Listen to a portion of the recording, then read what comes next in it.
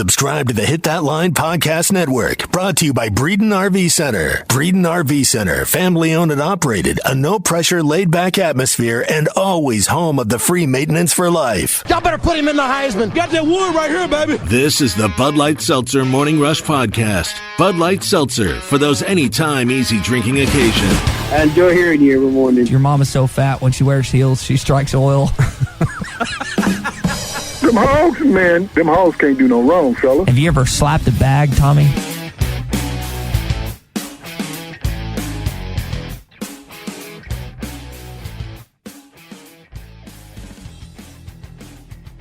Got a chance to talk with your head football coach yesterday on the Morning Rush at 7 o'clock. Not only then, we also saw him at about 9:45. Heard from him from the big SEC media rooms. He also talked in the smaller one, went on several radio stations. Marty and McGee, I mean, he was all over the place. So we have plenty of Sam Pittman content for you this morning, along with Myron Cunningham, Grant Morgan. They also met with media members yesterday. I was joking with Myron, Tommy, something you have said is they're treated like royalty, and he just laughed. He's like, yeah, man, you're exactly right. So we'll have some fun with those conversations later on. They got into a little bit more Sam Pittman than anything, the Missouri rivalry. I know that Eli Drinkwitz had some words to say earlier that day, and Sam Pittman was asked about that as well. You're continuing to unpack and unfold the idea of bringing Texas and Oklahoma potentially to the SEC. What could the pods, what could the new divisions look like if that were to happen? We'll get into that conversation. And also just some first date advice that I think would be fun, asking Morning Rush listeners some stuff on that this morning. So a lot to get to, Tommy, on a football Friday. Now, Drew, why would he ask first date advice on a Friday in the midst of a week where Oklahoma and Texas may be jumping ship from the big? This sounds very I know it's July, but it's not 100% exactly. July radio. It's not first date Friday, like first date day of the year. I mean, this sounds like a self-serving topic. I guess if we need to chunk this. Are we also going to do the Mount Rushmore of Ty Richardson? Are you having the first date tonight? I am not. I'm not having a first date tonight. I wonder if someone else on the show is having who. This is just a hypothetical conversation, gentlemen. Okay. That's all that is. All right. Well, we'll unpeel that onion a little bit later in the show. So Hal, I know you are still traveling, but working your way back, and we're still, like I said, unpacking a lot from yesterday. But all the signs, I was listening to Ruskin yesterday, as you could hear the vacuum cleaners in the background sweeping up, the mess that was SEC Media Days, and listening to Feinbaum a little bit last night, and they were doing the Last Man Standing award up in the big print room. Everything. Who was won blinded. that, by the way? I don't Tommy? know. I heard him talking about it, and then I didn't hang around long enough to finish that. Ruskin probably should have won it if they went to Radio Row, because he was there till after 6 p.m. Central last night. But so it's all behind us. But I don't think the dust has even come close to settling from everything that happened this week. And I guess you brought up obviously the Texas and Oklahoma angle that's, I think, going to dominate headlines for the next 3 weeks, 4 weeks.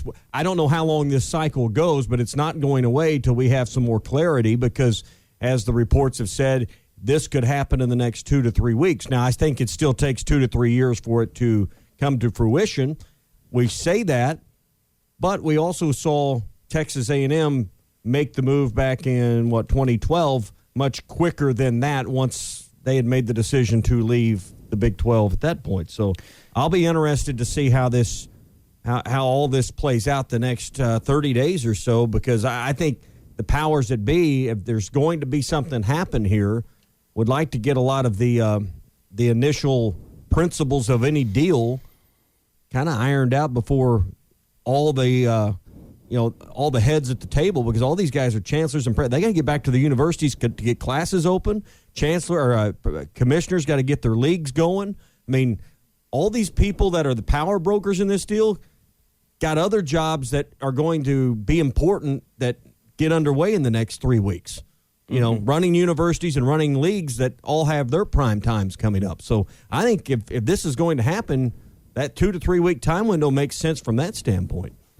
Tommy, you talked about just kind of the timeline moving forward, and I wonder what that is. And I actually got a chance to catch up with Brent Zwernerman, who joined us yesterday. He's the one that initially broke the report for the Houston Chronicle, and he said he was just up in the wee hours of the night. I was like, how many hours of sleep did you get? And he said, 2 or 3. And I was like, that sounds just about right, because he's got multiple interview requests. He's trying to figure out all these stories. And I don't buy. I know there's some people saying, "Oh, well, Ross Bjork just happened to be there." I don't buy that one. That was perfectly orchestrated, perfectly timed out. The exact moment the story broke, Jimbo Fisher was up on deck. Ross Bjork just happened to be there. This is really not wanted from Texas A&M. That's why they left the Big 12 to get away from Texas. But we're going to continue to monitor here on the Morning Rush Halftime. Rusk and Zach, ESPN Arkansas, hitthatline.com, the different news that comes associated with this story. And I understand A&M's reasoning. I used the analogy yesterday. I'll say it again because I think it fits. I run into this by some buddies, and they say that's perfect. I mean, you get a divorce, you move to a new neighborhood, and you're at the community pool, the HOA pool, and now your ex-wife has moved into your new neighborhood, and now she's in the lawn chair or the lounger across the pool from you. Well, I mean, that's not the deal. You got a divorce and moved to the new neighborhood for a reason. That's what A&M did almost a decade ago. They were tired of Texas and their crap and leaving their underwear in the floor or whatever, drinking till 3 a.m, whatever the issues were, and they left them, and they moved to a new neighborhood, and here they come following them to the new neighborhood. They don't want that. That's why A&M's upset. They left for all the reasons that Texas makes you want to leave that league. They want to be, and I think it's a novel idea to, hey, I only want to be the only school in our state. Now, Texas is a large state. I don't think it's a realistic idea, Ty, that we're going to be the only SEC schools forever in the state of Texas. I just don't think that's a realistic idea. So you better find a better argument than that if you're Texas A&M as to how to convince 3 or 4 other schools in your conference to go along with you in voting no to Texas. I was unaware, Tommy, that these certain schools, Georgia, Florida, South Carolina, Kentucky, have banded together to go vote against any schools like a Georgia Tech, Florida State, Louisville, or Clemson from ever joining the SEC. There's not another school, as you mentioned, in Texas, so they don't have the ability to ban Texas from joining in. Now, that's not to say that Ross Bjork can't convince Hunter Yurachek, and I don't know who the Missouri athletics director is or the other presidents and chancellors. He's just got a long way to go with the money that is potentially on the table with the Super Conference moving forward. Here's my thing. Screw Texas, leave them out in the cold, bring Oklahoma and Oklahoma State. Yeah. I know it's not going to bring as much money. I understand that point. But if you're going to do that, that would be my personal vendetta. Yeah, I hear what you're saying, but that's not the offer on the table. It appears, from all accounts, Texas and OU are joined at the hip, and it's 50% less attractive under what you're proposing. Mm-hmm. I understand your reasoning because you hate Texas, but let's be honest, this league is far more interesting. Our jobs become a lot more interesting when Texas becomes part of your league and part of your schedule. I've tried to, in the text strings and all the conversations I've been having with friends and buddies, it's split 50-50 on whether they want or don't want this. I'm all for it, and I'll give you some reasons why. But number one, our jobs become a lot more interesting if Texas and OU are on the football schedule, the basketball schedule, the baseball schedule every year. We got a whole lot more to talk about doing this job. No question about it, Tommy. Hey, are you looking for a job? Are you looking for more than just a job? Baxter Regional Medical Center and Mountain Home can assist you in becoming an EMT or a paramedic. If you have the passion to help others and you want to have the opportunity to work and get involved with a team and learn from the best, here's a great chance. Become an EMT in 1 semester or a paramedic in just 3 to 4 semesters and get a complete certification or degree without any student loan debt. If you're looking for more than just a job, Baxter Regional Medical Center has an opportunity right now. Call 870-508-1883. That's 508-1883, or log on at baxterregional.org for more details. A lot to open up here on a Football Friday. We'll get into some coaching comments next. You always wonder, where should I go? Where should I place my wagers? Let me tell you, it's BetOnline. July has so many different sports that you can bet on. Basketball, hockey playoffs, prop bets, futures. Hey, where is Lionel Messi going to end up? BetOnline has all the odds, news, and information you need for your sports betting needs. Visit the website today or use your mobile device and join. You're going to receive your 50% welcome bonus on your first deposit. So before the next tip-off, face-off, or pitch, head over to BetOnline and start playing today. BetOnline, your online sportsbook experts. I want to tell you about the new Michelob Ultra Organic Seltzers. They come in spicy pineapple, cucumber lime, and peach pear. They're light and refreshing and are made with zero sugar. The new Michelob Ultra Organic Seltzers. Boy, Houdini's in the house, wearing number 3, and nobody's home to watch that house. Touchdown, Hogs! Holy Hogs!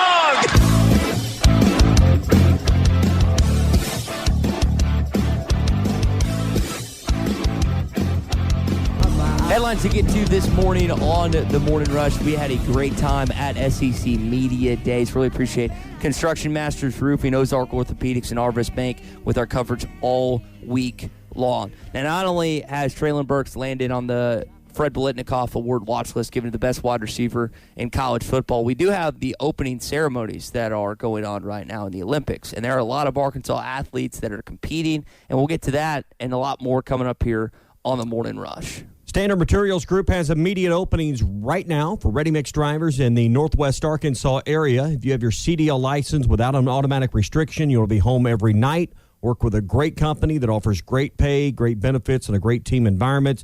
Apply today, jobs.crh.com. I know they're looking for CDL drivers in Harrison as well, Fort Smith as well. This is part of the APAC company, so it's not just Standard Materials Group. They need drivers in many of their operations, many of their markets. So if you're listening in Harrison on 104.3 this morning, listening in Fort Smith, Northwest Arkansas, go to jobs.crh.com because they need quality CDL drivers, CDL licensed drivers to join their company. Again, that's jobs.crh.com.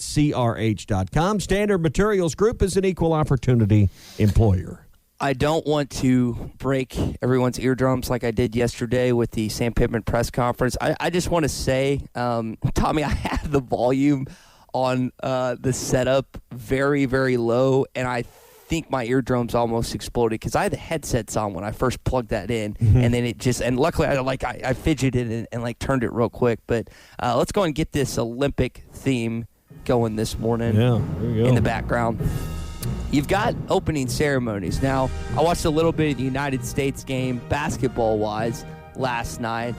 This is a big deal because, Tommy, there's a lot of former Razorbacks that are involved up there in Tokyo. Well, Drew just put it on the TV here in the studio, and we got dancing going on. We got choreographed dancing right now as part of the Olympic Games are, I guess, officially opening. I heard Brian Windhorst on my way in talking with the guys on the radio before. He said it's just weird. And I'm hoping Wallace Spearman, I know, is leaving this weekend to head there for part of the tracking game. He's going to be in a support role for them. And he was telling me last week some of the just the protocols and some things. I'm hoping that Wallace can join us a time or two from Tokyo. But just listen to Windhorst talk about it. He goes, there's no welcoming committee. There's no one to greet you. There's no billboards and signage up. He said it's the most unusual thing because you spend a decade as a country getting ready for something like this, and it's almost like, almost hush-hush that, that the Olympic Games are in Japan. He said it's just a really weird vibe right now. Speaking of weird, Tommy, let's go over some of the 10 weirdest Olympic sports of all time. Rope climbing, live pigeon shooting, which was around for 1 year at the 1900 Paris Games. You've got race walking. Now, I don't think tug of war is weird. I just think that's awesome. Is there anything more manly than watching dudes tug of war? No, I don't know. That would be, I enjoy curling in the winter games, so that would be one of those that where else are you? It's one of those every 4-year sports. Yeah. So absolutely, I would love to see tug of war. Maybe you come up with a more Olympic name for it than just tug of war, so it it has its own kind of Olympic themed name. I don't know what you would have to put some brain power on that, but yeah, Absolutely. And I want to see the mud pit in the middle so that the loser, has a little shame or pays a penance a little bit for the loss. A little bit of quicksand or something in the middle. So absolutely. Or maybe just a fire in the middle, so whoever gets pulled in gets burned a little bit. Well, we don't need bodily harm, Ty. That's a little far. Okay, speaking of bodily harm, apparently dueling pistols was a deal in Athens. They shot at plastered dummies about 20 or 30 meters away.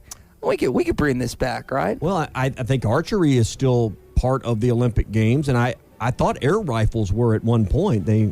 Are they still part of the Olympic Games? It is so hard to keep track of all the events. There's so many. Hot air ballooning was an event back in the day. Solo synchronized swimming. Wait, what? How do you synchronize swim by yourself? Yeah. I don't know. It was an official event in 1984, 1980, and 1992. Okay. And then it got folded. Let's see. There's another one. Town planning. 4 Olympic Games for the architectural design category of arts portion for the Olympics. A made-up deal. That's one of those deals when you watch the award shows, the Academy Awards. That's one of those they just mention real quick coming back from break. That's what that is. Trampolining, croqueting. There's some interesting ones. What sport, guys, are y'all most intrigued by during the Olympics? Mine's basketball because it's my favorite sport. I know that's very basic, very cliche, but that's where I usually find my eyes going to. Yeah, they just brought golf back, in the last Olympic Games, so the last Summer Olympics. So I'll be interested in watching that. And that's new after like 100 years of being away. So I'll watch that. Track and fields. I think the 100 meters in track and fields is exciting. 12 seconds, 10 seconds you're ever going to see in sports when that goes. I think a lot of the track and fields a lot of fun. The swimming. I like the sprint stuff in track and field and swimming. I think because they're quick, they're fast, and I just really enjoy those things. I like to watch the ones that we've actually been, as a country, have been really good at lately. So I'm going to keep my eye, especially on gymnastics, women's gymnastics, and women's soccer, because when you tune into the Olympics, especially when it is weird times like it's going to be this year to watch live events, obviously you'll be able to watch the recaps and taped events, but if I'm actually going to watch a live event, I want to see my country succeed, and those are 2 sports that I know they should succeed in, even though the women's national team on the pitch has already lost their first game. Y'all got any other Olympics comments before we switch it up to some football? If we're making up Olympic events, one that I would like to see, let's do cornhole. If we're going to do that's not the worst idea. If we're going to do, if croquet could be an event at one point, let's do more drinking games. That way I can make it to the Olympics. Yeah. I could probably be on an Olympic dart team. I'm pretty good at darts. Let's bring cornhole. If I can play it with a beer in my hand, I'm decent at it. So I want to see those sports. I'm terrible at darts, but Drew, anytime you want to play cornhole for some cash, you just let me know. Okay, I got you. Okay. All right, Tommy, any other comments rounding up the Olympics conversation? No, my wife will be watching.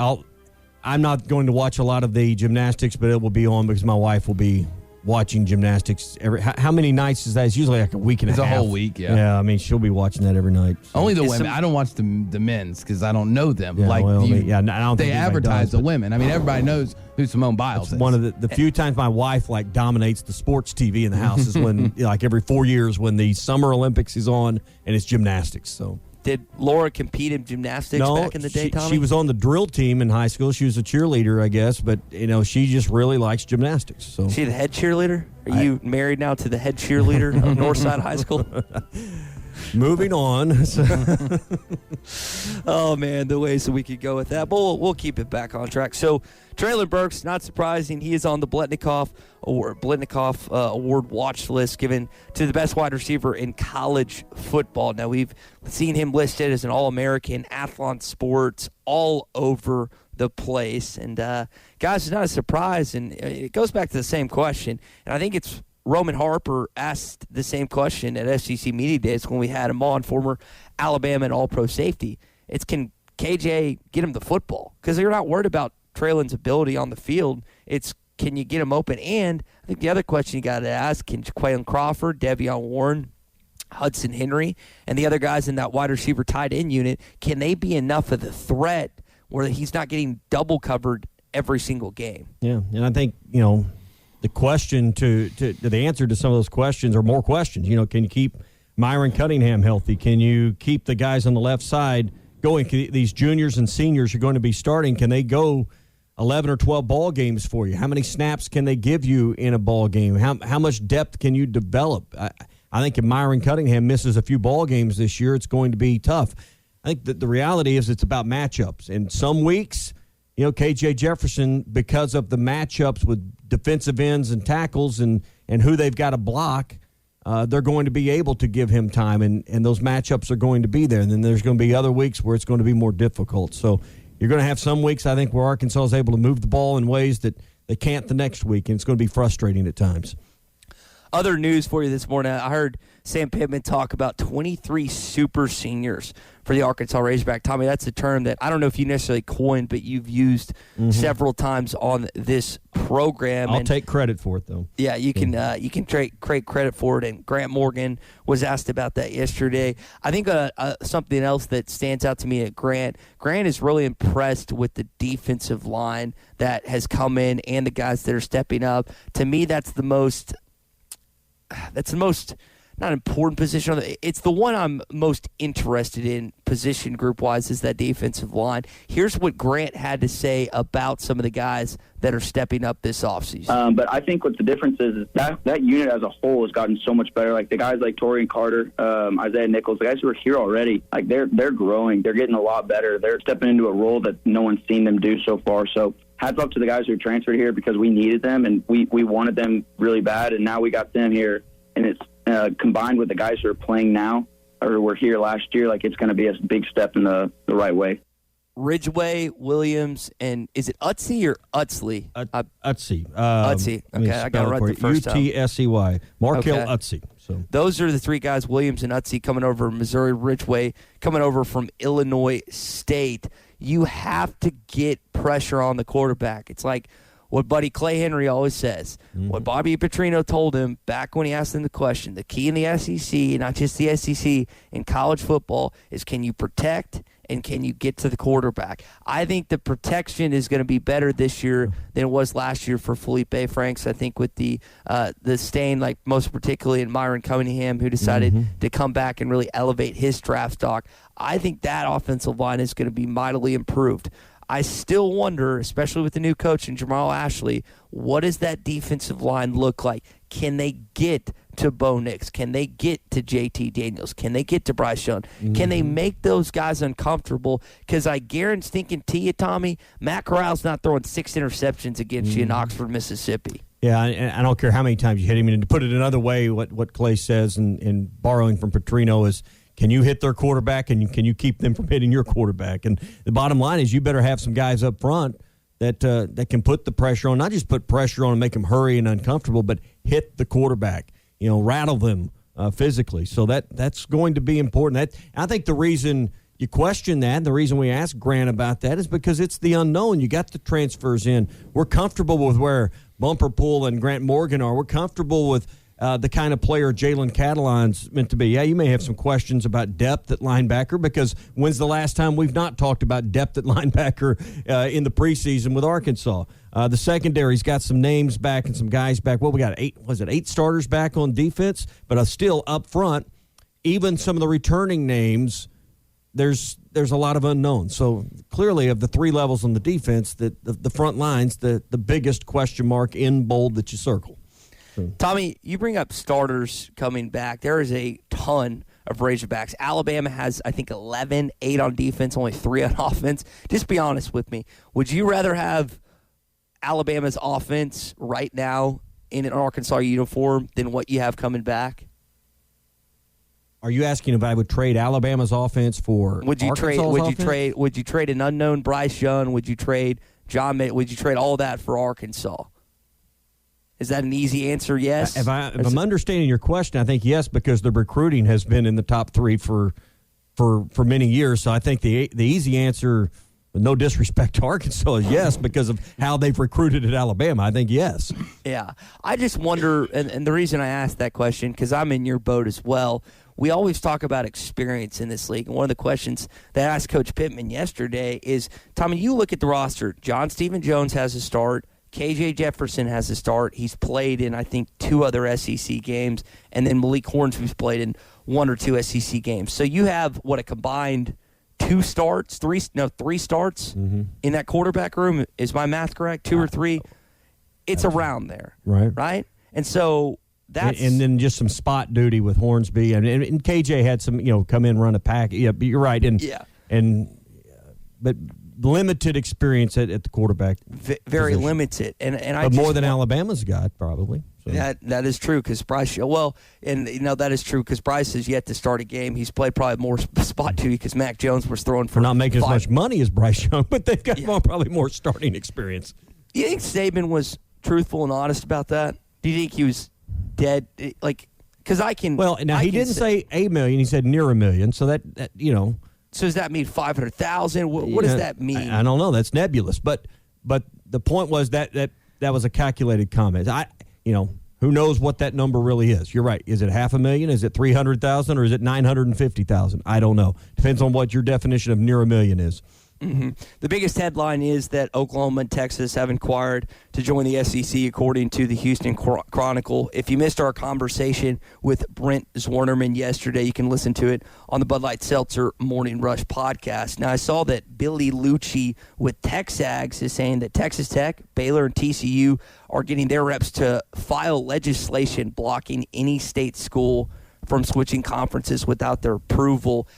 How is this going to play out in the next 3 or 4 years? Because I think in the next 3 or Oklahoma going to get sued, Tommy? I think in the next 3 or 4 weeks, in the next 3 or 4 months, state legislatures, governors, you're going to see state government get involved in the state of Kansas, the state of Oklahoma, and the state of Texas almost immediately. I can only imagine the brass at Kansas State the last 48 hours and their concern. It's probably been longer than that because they've heard rumblings and probably things going on. They understand that if they're not packaged together with Kansas and whatever move that may be imminent at some point, they may be left hung out to dry because Kansas brings basketball value, not much else, to maybe a league like the Big Ten or the Pac-12. But if Kansas and Kansas State don't go together somewhere, that's going to be a real problem for Kansas State. So I could see where some of these schools may want to band together. I think the best move, like maybe Baylor and TCU and Texas Tech could do, is maybe get together. Because what does Baylor and TCU bring? They bring some TV markets with them. So that's going to be the attractive thing to some of these conferences that don't have Texas TV markets. So there's some things that have to be considered. I hate when government gets involved with the politics of college sports, but it's inevitable. It's going to happen here. You asked Greg Sankey about the Texas-Oklahoma situation when he came on our show yesterday. Here was the commissioner's response to Tommy's question. I have and will continue to decline comment on the story and speculation, and I'm focused on what we're here to talk about, which is our 14 members, our progress into the 21 season, what's happening around college football, and we're heading into a year when Missouri and Texas A&M have their 10th season, and pretty remarkable things happening here on our own. All right, so non-answer answer. It's kind of like when I asked Commissioner Sankey about Arkansas fans feeling as they get screwed every once in a while by this conference. He said, I thought he was great yesterday. We got into karaoke and some other things, and I thought he gave some good answers. But he also said he didn't know what teams were going to be good last year. Come on, man! Tommy, did we really think that Georgia and Florida were going to have bad football teams last year? But you don't know who's going to miss 3 games in a row because of COVID. You didn't know Nick Saban and Sam Pittman and other coaches were going to miss games because of COVID. There were so many unknowns that ended up happening that when Mark Womack, his associate commissioner, set the schedule, you didn't know. But in the end, I know you had to play Florida and Georgia, and that seems grossly unfair. But they're running a business over there at the end too, and from a TV standpoint and from a revenue standpoint and trying to protect your product, in a year like that, who do you want in your championship game? The best teams, but I mean, if you're running a business over there, Bama and Georgia are probably the teams that, if you're implying there's an inherent bias and they're setting the schedule to tilt the favor to those teams, then I guess that's who you tilt them towards, right? Because you're just trying to take care of the 14-member schools to make sure they get the most money from the TV partners. Mm-hmm. And Arkansas doesn't do that. I mean, that's the reality that we have a hard time coming to grips with, is we're not on that level from a national perspective right now. Someday maybe you get there, but right now you're not. And at the end of the day, it's Sankey's and his staff's job to run this league like a business, and that's what they do. Keeping it going here with our headlines. This will be the last one of the morning before we kind of get into this realignment and also our rankings in the S and the West and the East and the West. Tommy, I finally got TuneIn working. It only took about 15 back and forth emails with their customer service representative and me continuously telling. I played it this morning. I'm going to play it again just to our show. But if you listen on the TuneIn app, I would always recommend listening directly to us on hitthatline.com. We're always on Facebook, YouTube, Twitter, and Twitch for the morning rush and halftime as well. But if you do listen on the TuneIn app, which I know a lot of you do, we are finally back up and running. Just type in ESPN Arkansas and it'll pop up. Still working on getting the graphics changed. But as far as the audio goes, Tommy, we should be good. All right, so I think we've got everything set. We were hoping to have everything done before media days in this transition, but we've moved to a new platform. We've got everything transitioned over, and we wanted to get all this done before football season. So hopefully everyone is enjoying our new streaming service. It's hopefully more reliable, better quality sound, and I think you'll enjoy some of the new things we're going to bring in that regard. So, yeah, here's. Still working on getting the graphics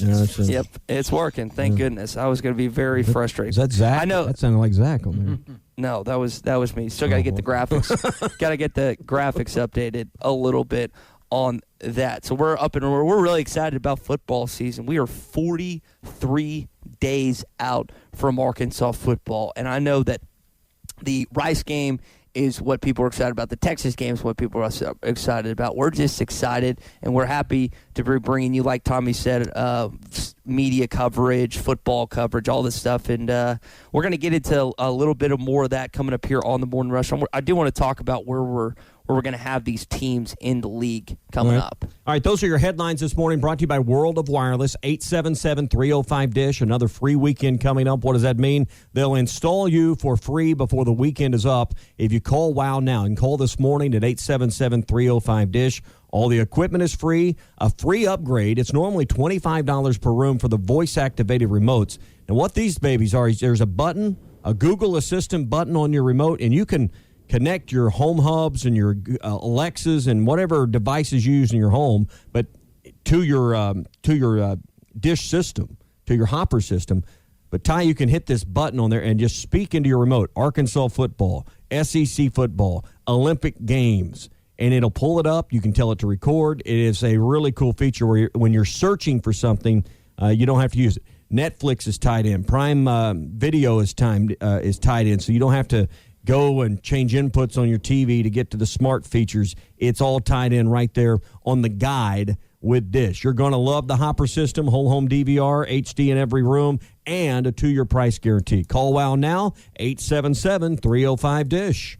Mark's also excited, Tommy, to welcome in your former co-host Clint Sturter into the program this morning. He doesn't understand why Arkansas fans are against Oklahoma and Texas potentially joining the SEC. I'll tell you what, it's going to create quite some content, as we were talking about before the show this morning, one old Southwest Conference rival and another team that you'd love to beat every year, especially for everyone that lives on the western side of our state, to see Arkansas and Oklahoma face off.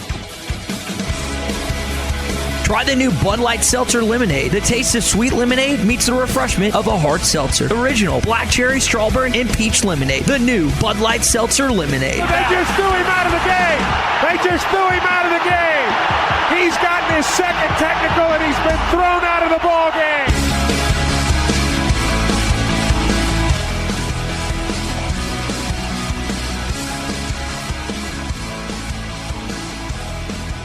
I do want to discuss what Eli Drinkwitz had to say You hear all the time coaches not wanting to have bulletin board material built up on other opposing coaches and players' locker rooms. Well, he didn't follow that yesterday. We'll get into what he said on the Morning Rush. All right, first let me tell you about Burton Pools and Spas. Our friends there have been around for more than 40 years, so you can trust Burton Pools and Spas when it comes to building that backyard of your dreams. And maybe you don't know where to begin. That's where I was about 3 years ago. Is I got a backyard, it's on a hillside. How do you put a pool on a hillside? That becomes a challenge, and that's where Burton's went to work for me and my family back in 2018. They came up with a great design. It included some retaining walls, and it is awesome. And every day, my kids and their friends are enjoying that backyard of your dreams. Even if you don't know kind of what your dream is, they can help you envision that. One of the great things they did for us is they put a computer animation of it together. Came over, took the photos, and created this computer design where we could really envision what it was going to look like. And when the project was done, it was about 98% replicated on what that looked like, right down to the landscaping as well. So if you've got a backyard that could be a challenge, or hey, you know exactly what you want, Burton Pools and Spas can help begin the process for you with the design and the development of that backyard dream you've always wanted. They've also got above-ground pools, cash and carry savings starting at less than $2,000. If you enjoy a backyard project that you want to do yourself, they can help you with that. So for all budgets, all dreams, all designs, it's Burton Pools and Spas. For more than 40 years in Springdale and in Fort Smith, you can find them there and always online at burtonpools.com. That's Burton Pools and Spas, your source for backyard fun. Tommy Drew, who does Eli Drinkwitz remind you of when you just look at him? What is the comparison that you make with the Missouri head football coach? He reminds me of someone that would be like your civics teacher or maybe your biology teacher in high school. That's who he reminded me of. Now, if you're thinking of a celebrity or someone more specific, I can't come up with a name. But he doesn't look to me like if you looked at him, you would say, "There's a college football coach." You wouldn't say that. He looks like he would be my parents' accountant. Yeah, that'd be another one. Yeah. Okay, I think teacher is kind of where the ballpark I was headed, Tommy. Like you, that feels. And he is a teacher. I mean, that's what coaches are. They're teachers. Mm-hmm. They're educators. Yes.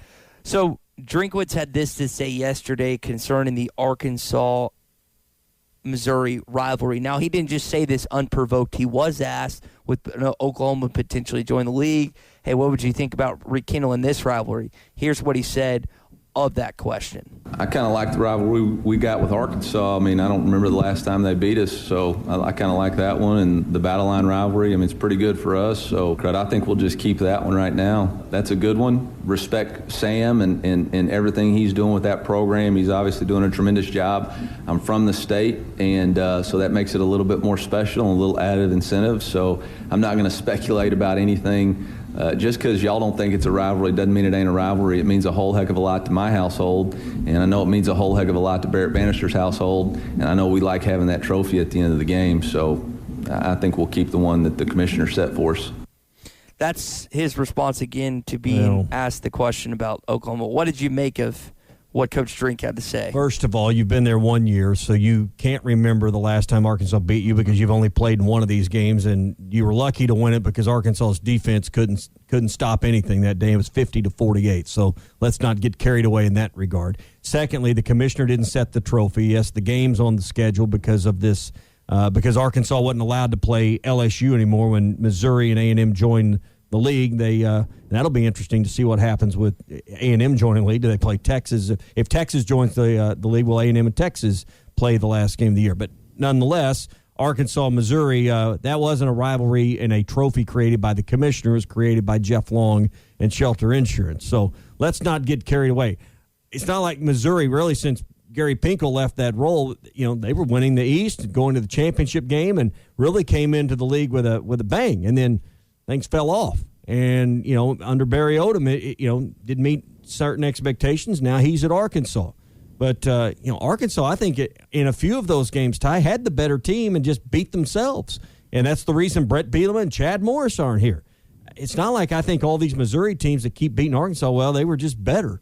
I think some of those A&M teams that keep beating Arkansas, yeah, they were better football teams. And Arkansas found a way to be in those games and be close. Some of these games with Missouri, Arkansas just gave up and let go of the rope, and a variety of things that have happened in that series that just frustrate the fire out of you, because I think there's several you can point to where Arkansas should have won them because they were the better football team and they didn't. They've got to do it this year. Now it's not a winner. It must. I mean, I'm just so sick of losing it. Yeah. There's a good number. Tired of losing to them, and I'm tired of losing to A&M. Yeah, I'm tired of it. It's annoying. So there's a good number of connections, Tommy, within both programs. You think about Coach Drinkowitz, Coach Rick Jones on the Missouri side, Akil Byers, Barrett Bannister, both Fayetteville High School kids.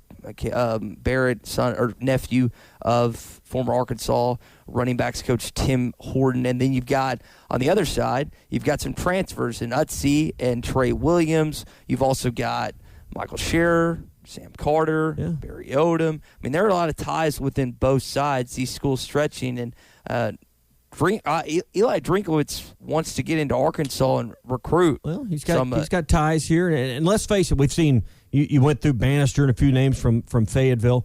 Taylor Powell. There's going to be kids that play at Fayetteville, Bentonville, Springdale, keep going down the list, that you want to go to college. You didn't go to UALR for a few reasons, but one of them is you probably wanted to – you didn't go to UCA. You wanted to go to Fayetteville and have an experience, right? So – and it's the only it's the only school that applied to right 100%. But there were reasons why you did that, and there are going to be kids that play at some of those Northwest Arkansas schools that end up going to a place like Missouri. It's still close to home. If you get in trouble or mom and dad want to come see you, it's a reasonable car ride to get there in half a day, and mom and dad could come see you play. But you want to go. Not every kid wants to stay and play in their hometown, and sometimes you're going to have kids from our state that go to Missouri because you want to go experience something different. And I get it. I understand that. You hate to lose a kid to another SEC school in your own backyard, but I understand why someone wouldn't want to spend the next 4 years of their life in the same place they spent the previous 18. SEC has paired you with Missouri as your crossover game. And coming up here on the Board and Rush, I want to get into the idea of maybe them having in your own pod or the different pods that you could get in or other divisions. We'll do that coming up here on the Morning Rush, Tommy. Hey, the new classic chicken sandwich is out right now at Buffalo Wild Wings. Hand-breaded chicken with pickles, mayo, and a side of fries. And you ready for this price? Just $5.99 at Buffalo Wild Wings. So you can't beat that deal for lunch or dinner. And some things go better after dark. That's half off late-night food at Buffalo Wild Wings from 9 to close. Half off the ultimate nachos, half off chips and salsa, and the crispy buffalo chicken tots. It's they call them the Dirty Dozen Tots. So check it all out at Buffalo Wild Wings in Fort Smith, Conway, Little Rock, Sherwood, and Jonesboro. It's all at Buffalo Wild Wings right now. All right, so you've seen a couple different people, like the SEC this morning came out with the proposal. I've seen other proposals of what the SEC could look like, y'all, if they added Oklahoma and Texas. One of them would be the SEC North. This would be a 14 pod of Arkansas, Missouri, Vanderbilt, and Kentucky. I really like this one, Tommy. Well, the question's going to be, do you have two divisions or four? So that's the first question that's got to be answered. So this proposal you're looking at would incorporate the four-team proposal. And the map I'm looking at here that we've got basically goes with simple geography. And I'm of the belief this will be one that gets quickly scrapped, quickly moved off the table if they go with a four-team or a four-division format, which would essentially create a semifinal to get to the conference championship, you would assume. If they go that route, Ty, I believe it will be set up where you got a headliner in football in each division. So they'll split Oklahoma and Texas perhaps because you're going to want to set your semifinals up where you've got the headliners playing each other. You're not going to set it up where Oklahoma, Texas, and A&M and LSU are all in the same division, perhaps, or where Alabama and Auburn are in the same division, or Florida and Georgia are in the same division. I think they'll try to separate some of the big timers so that it's better for TV down the road in December. I completely understand where you're coming from. So does this idea that's been placed in front of me. Is it just just a wishful thinking? It's wishful thinking because I don't think they're going to guarantee that either Arkansas, Missouri, Vanderbilt, or Kentucky are in. If it went this way and there was a semifinal, TV is not going to, at this state with where those four programs are in football, Arkansas, Missouri, Vanderbilt, Kentucky, do you want to guarantee one of them a spot in a potential, I mean, we're getting the cart miles in front of the horse, but a potential conference semifinal game? They're not going to allow that ever, never. So that, every Arkansas fan wants it. Well, I understand that. And how disheartening would it be when you couldn't win that one? But nonetheless, that's not what Jimmy Pitaro and ESPN are not going to allow that to happen.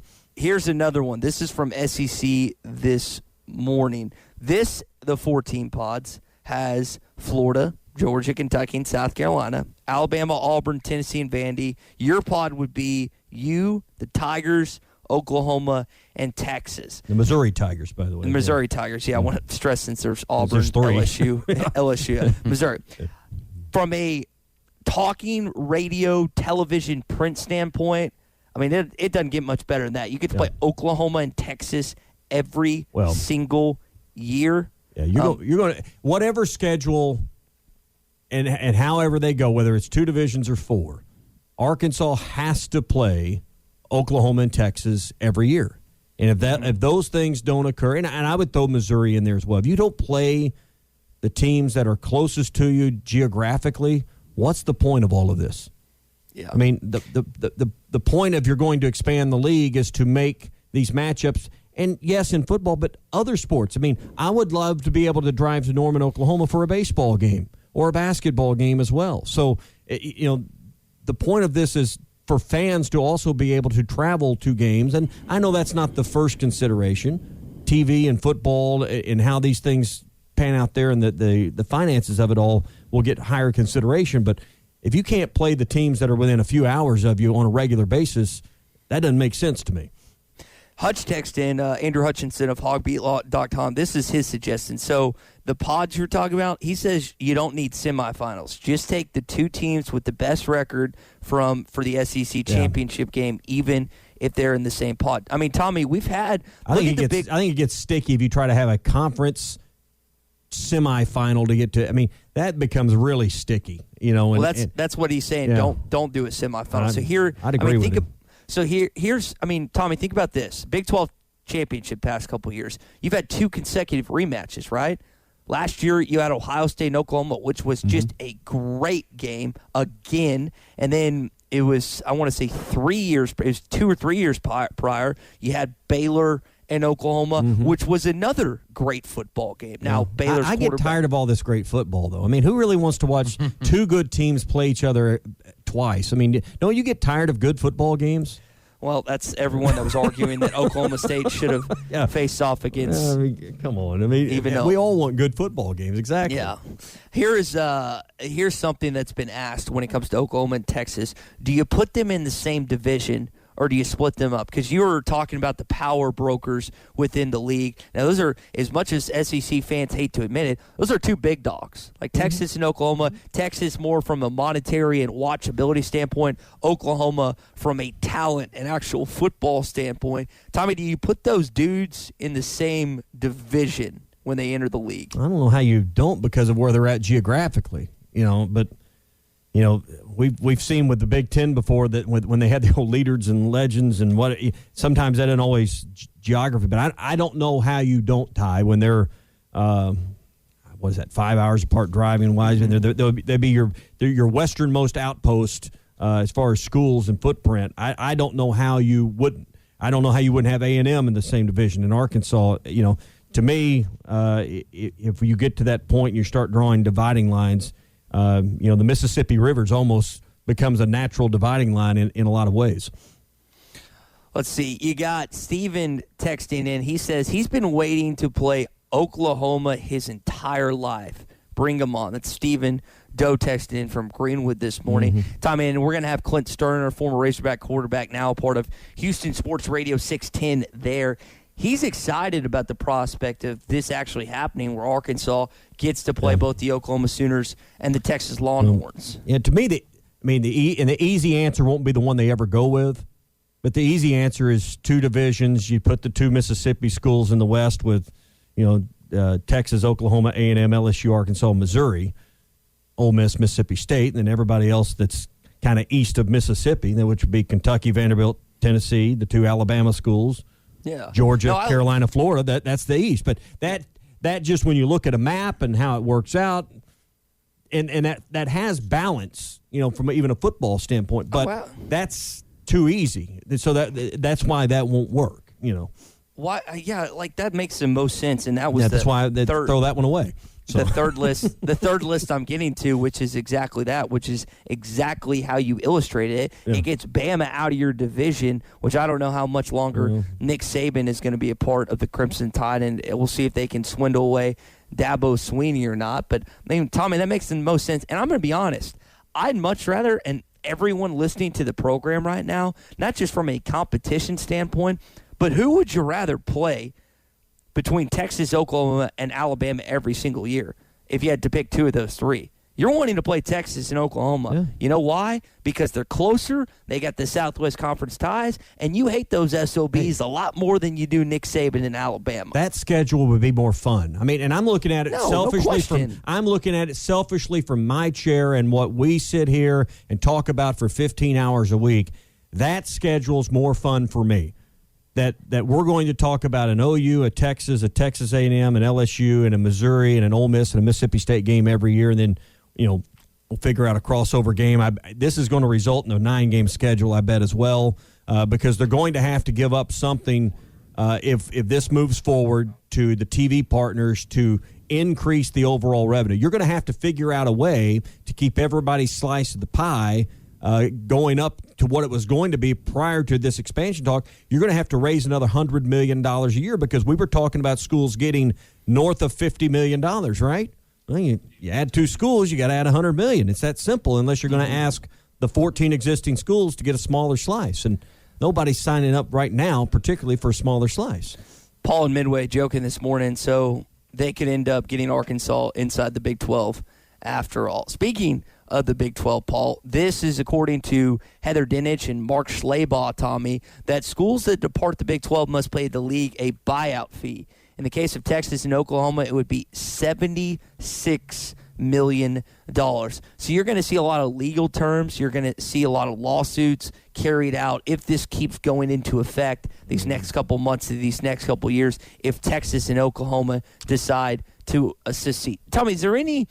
Contracts are made to be broken. Just always remember that. As are rules. Is there any? is there any? And there's a consequence to breaking contracts and rules. Yeah. So. Is there any thought in the back of your mind that this is just a bluff? I was sitting in my buddy's room late last night, and I was just like, "There's no way like OU and Texas are bluffing just to get more money." Well, is there? Bluff. Who are they bluffing? I like the other 8 schools in the league. Where do you get the money from? Yeah, that doesn't make that. When you flesh that out for just about 30 seconds, I don't know who you're bluffing or where the money would come from. Because the Longhorn Network is, that's where the money is going from. They want the Big 12. Texas would tell you privately they want rid of the Longhorn Network. They're tired of it. It's a constant thorn in their side to operate. Their coaches don't like the commitment they have to give to it. To me, what I envision, I spent a little time behind the windshield yesterday, here's what I envision. The Longhorn Network becomes SEC Network 2, kind of like ESPN 2. The Longhorn Network morphs into the second SEC Network. That becomes another channel that now you're picking up that revenue in the subscription fee that's you may have it on your TV or to become on your TV, gives the league more distribution and that extra $2 or $3 a household that they're going to need to fund that $100 million I was talking about a minute ago to fund this expansion. So that's what I see happening with perhaps the Longhorn Network, because the league's going to have to find a way to raise the TV money. Well, that to me is the answer on how you do it. Now, you got to work that out with ESPN, but just like the SEC Network, the Longhorn Network and ESPN are partners on that as well. So, Tommy, the SEC Network's headquarters are currently in Charlotte. The SEC's headquarters are currently in Hoover, Alabama. If they ever decide to put something substantial in Austin, Texas, I'm going to picket the fences. I'm going to be very, very angry. Here's what we should picket for and should protest for is once you expand this conference further west, the league offices should move out of Birmingham and be more centralized in the league. It should be in Memphis. Amen. I mean, let's get out of Alabama. Let's get further away from they'd be closer to Ole Miss at that point, but let's get out of the state of Alabama. That's never going to happen, but it's a fun conversation to have. But that's what ought to happen is, going to Memphis. They did just renovate the Cook Convenience for whatever reason Center. Memphis and the SEC offices can't get a league tournament there, can't get a baseball tournament, can't get nothing to happen. No. But that ought to be the next move, right? Western expansion for the conference should be a Western move for the league offices. It's not going to happen, but that's a fun little thought. I'm 100% sure there's somebody at the Memphis Tourism Department right now on the phone with the SEC because they are about every week trying to get something. Yeah, Memphis or Nashville, I'm okay with that. Or Little Rock. You throw it in Little Rock. You might as well. Just give Arkansas something. Golly. Give Forest Arkansas. City. Put it in Forest City. There you go. Forest City. And, hey, stats would be exuberant if that ended up happening. So. Have you tried Benville Brewing's new Space Goose Hazy India Pale Ale? It's handcrafted in Arkansas. You'll taste the great tropical citrus, including the passion fruit, the guava, and pineapple. It's creamy, zingy, and zows the taste buds. It's weird, wonderful, and wacky all at the same time. Try the new Space Goose Hazy India Pale Ale from Benville Brewing.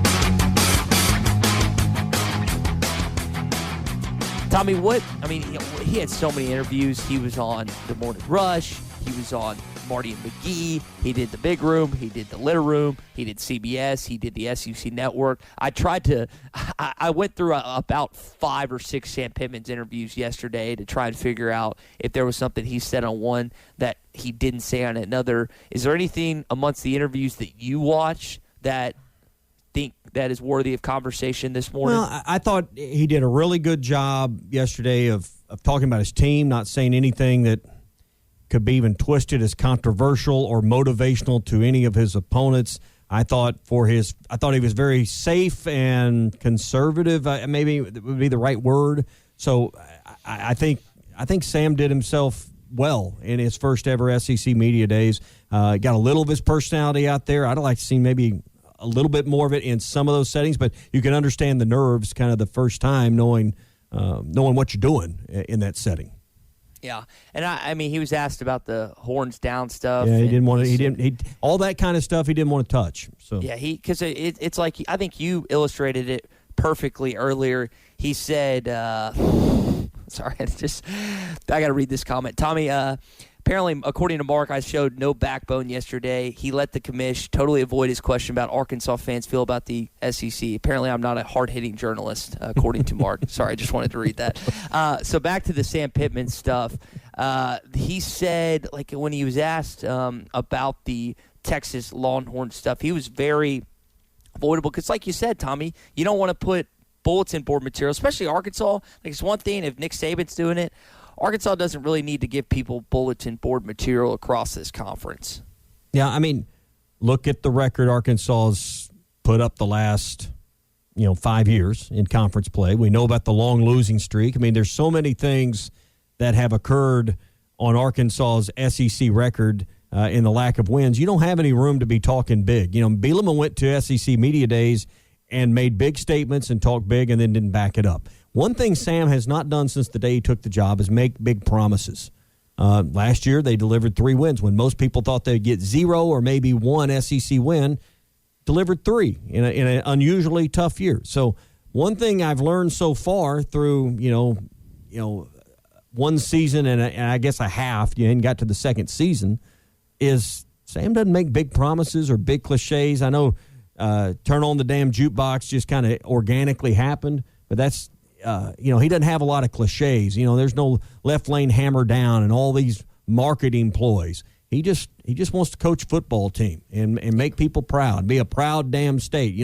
Some of these things have organically happened, but he doesn't make big promises and we're going to do this and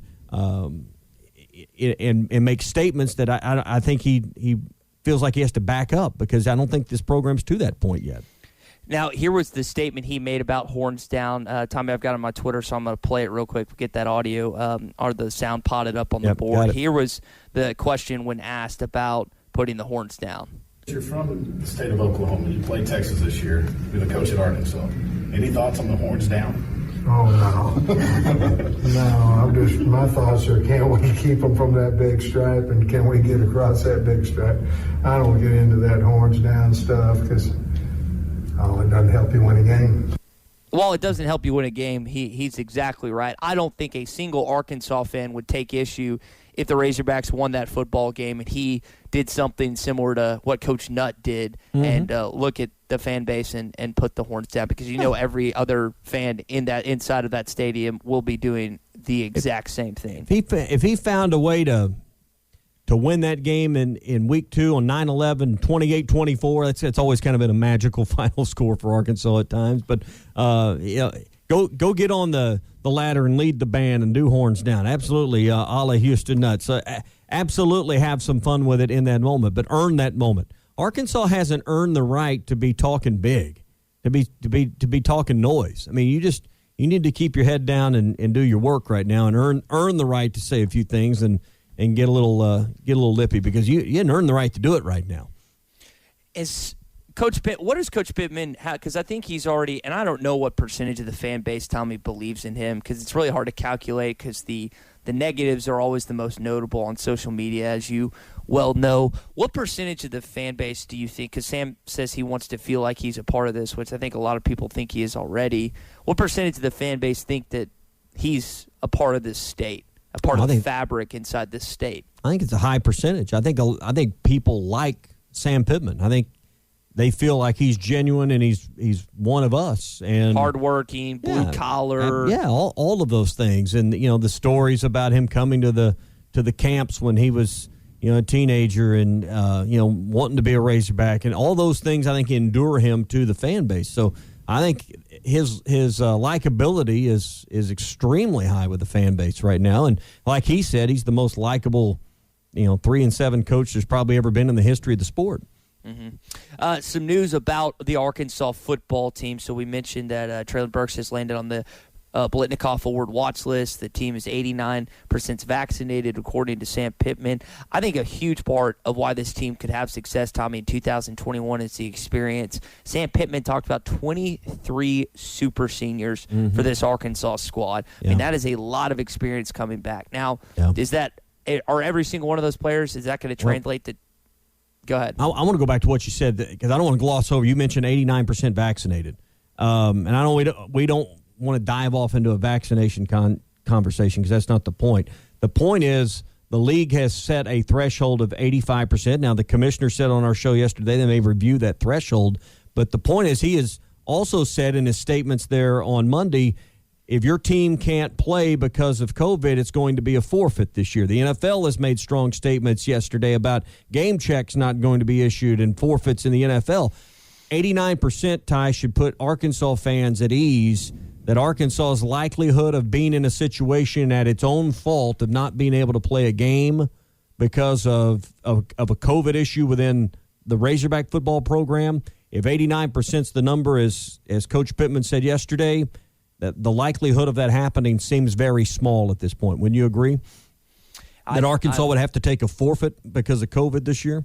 Yes. No, I agree on that. I think that's a point I think is worth making. So, you were talking about possibilities. There is a possibility that the SEC welcomes in both Texas and Oklahoma to the league. And Kirk Bowles, who is a journalist for the Austin American-Statesman, he's a columnist down there, he said a prominent Big 12 source tells him that the move to the SEC is almost done. They said they've been working on this for a minimum of 6 months, and the A&M leadership was left out of discussion and wasn't told about it. So again, I can't, and you're the one that made the statement, so I got to give you credit. I can't imagine more of a coincidence than Ross Bjork and Jimbo Fisher happening to be there at the exact same time that Brent Wernerman released that bombshell yesterday.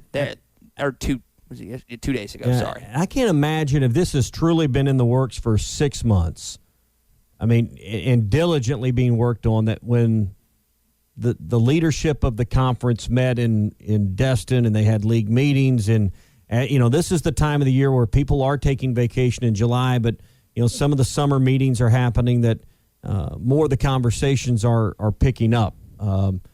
So I can't imagine that as you have more conversations, it's no longer a secret when more than one person know about it. And you have to start widening that circle of people that have knowledge of it. And if you're Greg Sankey, that circle's very tight in the SEC office. Well, the more this thing goes down the tracks, you've got to bring in your 14-member schools to some degree, or your leadership council, or the people you turn to first, and that includes presidents, chancellors, ADs, whoever he's going to turn to. So, I mean, as you do that, word's going to start to get out. And I'm sure at some point when it got to A&M, they were trying to strategize how to harpoon this thing, because they don't want Texas in this league. They want to have that corner on the entire Texas market, because they know what we already know, that Texas in this league's not good for their recruiting. Tommy, if you're a Big 12 athletics director, president, chancellor, whoever, and you're sitting down at the table as it was reported last night, are all the conversations outside of Crystal Aconte, and I don't know who OU's athletic director is, are you just, how do we sue these guys? Joe Castiglione, isn't it? Joe Castiglione. So. Is that all they're thinking about? It's like, how do we sue them and keep them for leaving our conference? Like, what's hit the table right now? I'm sure there's conversations with their legal counsel on what we can do to get an injunction or stop this from happening, right? Until they actually apply or give notice or make application with the SEC or whatever the actual legal process is to leave the conference. And I'm sure if you look at the Big 12 bylaws, okay, here is the penalty for leaving financially, and then here is the process. You have to serve notice to your other members. Until they do those things, I don't think what is the legal ramifications, because nothing's actually occurred. It's all conversation and conjecture at this point. But I can promise you, in the states of Kansas and Oklahoma and Texas today, there are lots of conversation. If you're West Virginia, you're way out there geographically, so far removed from the footprint of that Big 12 conference. You've got to be wondering, what in the world are we going to do if this thing falls apart? Where are we going to be left? You've got to be thinking, do we need to be reaching out to the ACC, who would theoretically maybe bring Notre Dame on, who's kind of a halftime member in football and a full-time member in the other sports? Could they be their 16th member, and then they'd be set as a power conference, have a geographically fit? Would they be interested? The Big Ten, I'm sure, is, having conversation over coffee. I mean, who would they want to add to get to 16? Who would they prize them? Who would they covet the most? I bet, knowing the Big Ten, they're trying. How could we get Texas and Oklahoma here?